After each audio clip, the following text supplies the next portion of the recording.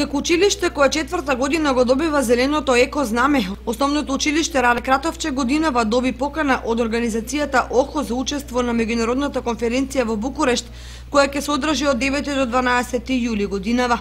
ОХО Сдруженијето одлучи оваа година да го одреди нашето училиште да учествува на една меѓународна конференција која ќе се одржи во Букурешт, каде што ќе се презентираат сите активности кои проекти ќе се изработуваат заедно со нашите ученици. Денеска наставниците заедно со учениците кои ќе учествуваат на конференцијата започнаа со истражувањето на Пониква, а со тоа започнаа и подготовките за меѓународната конференција.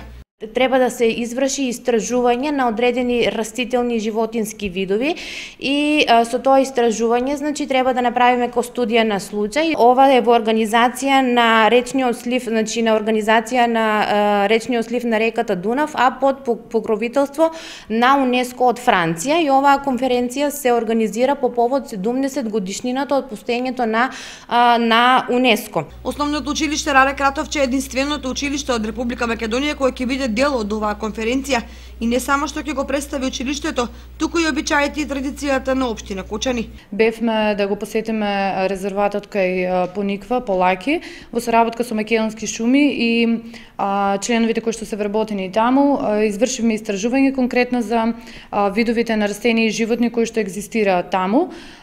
Треба да одбереме 3 растенија и 3 животни кои што понатаму ќе ги наблюдуваме, и тоа во 2 годишни времиња.